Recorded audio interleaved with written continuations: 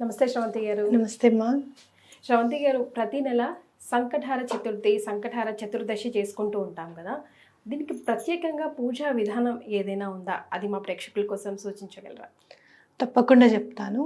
అయితే సంకటహర చతుర్థి చేసుకున్నప్పుడు ఒక వెదురు బుట్టలో బియ్యాన్ని నింపేసి స్వామిని హరిద్రా గణపతిని కానివ్వండి, లేదు అంటే కనుక స్వామి బొమ్మని ఏదైనా చిన్న ఫోటో అయినా కానివ్వండి, అలా స్వామిని కూర్చోబెట్టి చేసుకోవడం అనేది పరిపాటి. మా చిన్నప్పుడైతే అలా చేసేవాళ్ళం. ఓకే.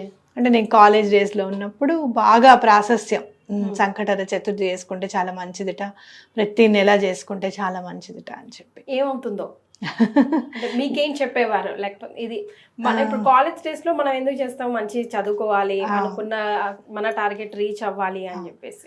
గణపతికి చేసుకుంటే ఏంటి అని అంటే విద్య చాలా బాగా వస్తుంది ఒకటి. రెండోది ఏంటి అంటే అలసిపోయాము అన్న ఆలోచన రాకుండా చదువు కొనసాగుతుంది. మీరు చూస్తే వ్యాస భగవానులు చెప్తారనమాట, నేను చెప్తే రాసేవాడు దొరకాలి అని అంటే, అసలు నువ్వు ఎలా చెప్తూ ఉంటే నా గంట అట్లా నడుచుకుంటూ వెళ్ళిపోవాలి, ఎక్కడ ఆగదు, అంత స్పీడ్గా నువ్వు చెప్పగలుగుతావా అని అడుగుతారు స్వామి. ఆయన చెప్పడము ఈయన రాయడం అసలు ఆగదనమాట ఎక్కడ కూడా. అంటే ఏంటి అంటే అలసట అనేది ఉండదు చదువుకునేటప్పుడు. ఇప్పుడు బుక్ తీయంగానే నిద్ర వచ్చేస్తుంది, ఇప్పటిదాకా నిద్ర రాలేదు, ఆవలింతలు బుక్ తీయంగానే వచ్చేసాయా అని చెప్పి అనేవాళ్ళు మా చిన్నప్పుడు. అట్లాంటివి ఏమీ లేకుండా, అవరోధాలు ఏమీ లేకుండా, ఆటంకాలు ఏమీ లేకుండా జీవితంలో ఏ పని అయినా కూడా, చదువుకునేటప్పుడు చదువు, ఉద్యోగం అప్పుడు ఉద్యోగం, లేకపోతే పెళ్ళైన తర్వాత పిల్లల బాధ్యతలు కానివ్వండి, ఏవి కూడా ఆటంకము అనేది లేకుండా ఉండాలి అంటే గణపతి ఆరాధన చాలా ఇంపార్టెంట్. అలాగే మరి సంకటాలన్నీ తీసేయాలి అని అంటే కనుక, సంకటము అని అంటే ఎక్కడ ఏం గుర్తుకొస్తుంది మనకి? మానసికంగా చాలా ఇబ్బంది పడతాం.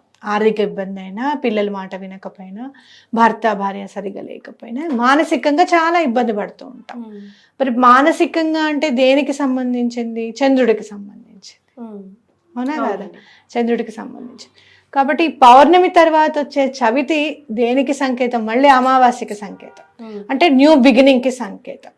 ఆ బిగినింగ్ అనేది చాలా బాగుండాలి స్వామి అని చెప్పి మనం పౌర్ణమి తర్వాత వచ్చే చవితి నాడు స్వామిని పూజ చేసుకుంటాం అనమాట.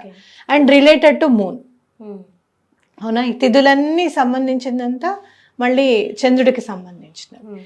చంద్రుడు మనక్కారకుడు కాబట్టి ఆ చంద్రుడిని అనుసరిస్తూ, ఆయన తిథులని అనుసరిస్తూ మనం విఘ్నేశ్వరుని పూజ చేసుకుంటున్నాం. కాబట్టి మనకున్న సంకటాలన్నీ పోయి మనశ్శాంతి అనేది రావాలి మనకి అని చెప్పి మనం దండం పెట్టుకుంటాం అనమాట. అందుకనే ఈ సంకటహార చతుర్థి చేసుకుంటూ వెళ్తాం.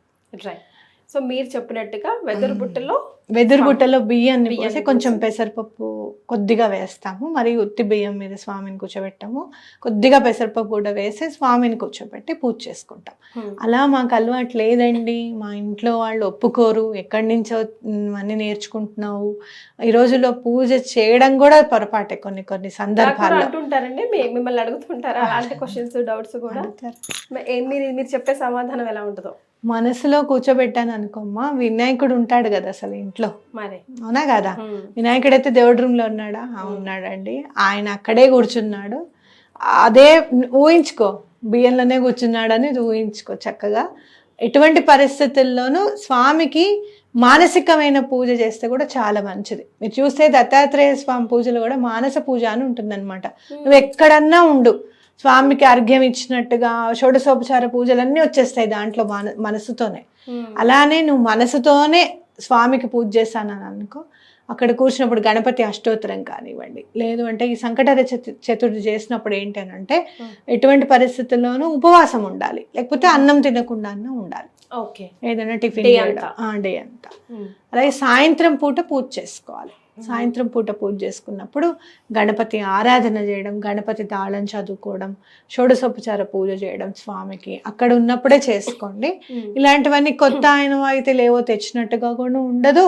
సాయంత్రం పూట ఉపవాసం ఉండి సాయంత్రం పూజ చేసుకోవడం అయితే ఆనవాయితీ ఉంటుందిగా ఎవరికైనా, అవునా కదా? ఏదో ఒక పూజలు అయితే చేస్తారు కదా కంపల్సరీగా.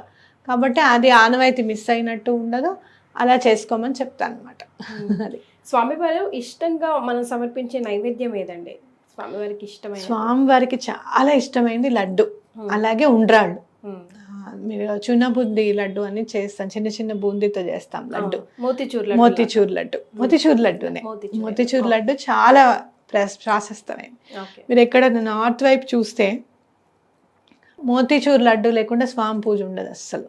చాలా ఇష్టం లడ్డు అంటే ఇష్టం స్వామికి. అలానే ఉండ్రాళ్ళు కూడా చాలా ఇష్టం. మీరు చూస్తే భూమి కూడా గుండ్రంగా ఉంటుంది కదా, అదంతా కూడా స్వామి నీ చేతుల్లోనే ఉంది, నువ్వు చక్కగా చూడు మమ్మల్ని అని కూడా దండం పెట్టుకోవచ్చు అనమాట. అలాగే మీరు చూస్తే కనుక స్వామికి చాలా ఇష్టమైనది అటుకులు బెల్లం. చాలా క్షిప్రంగా తొందరగా ఇవ్వాలి మనకి అనుగ్రహం అని అంటే కనుక అటుకులు బెల్లం పెడితే చాలా ఇష్టం స్వామికి. తప్పకుండా అది నైవేద్యం పెడుతూనే ఉంటాము. ఖచ్చితంగా పెడితే ఆర్థిక ఇబ్బందులు ఎటువంటి పరిస్థితుల్లోనూ తొలగిపోతాయి. అటుకులు బెల్లం స్వామికి ఏ రోజైనా సరే, ఏ రోజైనా ప్రతిరోజు సమర్పిస్తే మరీ మంచిది. ఇంకా అయితే పిల్లలు కానీ పెద్దలు కానీ ఎవరైనా ఫస్ట్ ఆఫ్ ఆల్ ఏ పని చేయాలైనా మనం గణపతికే పూజ చేస్తాం కానీ మనకి ఏ పనిలో ఒక ఫలితం కావాలన్నా, ఒక విజయం కావాలన్నా మళ్ళీ గణపతి బ్లెస్సింగ్సే మనకు తప్పకుండా కావాలి. కానీ ఏదైనా చేద్దామంటే, ఏదైనా అనుకుందామంటే చేయబోయి కూర్చుంటున్నాం కానీ ఏదో ఒక ఆటంకం వస్తుందండి, ఏదో ఒక ప్రాబ్లం క్రియేట్ చేస్తుంది, ఆ రోజు మేము ఆ పూజ చేసుకోలేకపోతున్నాము అనే వాళ్ళు కూడా కొంతమంది ఉంటారు. లాంటి వాళ్ళకి ఆ డోర్స్ అన్ని ఓపెన్ అవ్వడానికి మంత్రం రూపంలో కానివ్వండి, శ్లోకం రూపంలో కానీ, అంటే మంత్రం అంటే ఇంకా కూర్చున్న దానికి ఎక్స్క్యూజ్ లేదుగా, కూర్చున్న జాగాలో చేసుకోవచ్చు. అట్లా మనకంటూ ఒక జస్ట్ చీకట్లో దీపం వెలిగేలాగా ఏదైనా సజెస్ట్ చేయగలరా? లలితం లంబోదరం అని అనుకోండి. లలితం లంబోదరం మీరు చూస్తే గనక విఘ్నేశ్వరుని చూస్తే ఇటు లక్ష్మీ సరస్వతులు కలిపిన విఘ్నేశ్వరుని కూడా చూసుకుంటాం మనం. ఇటు లక్ష్మీ సరస్వతులు కలిపిన అమ్మవారు అని అంటే లలిత అమ్మవారి. లలితం లంబోదరం చదువుకుంటే ఎట్లాంటి అవాంతరాలైనా కూడా తొలగిపోతాయి.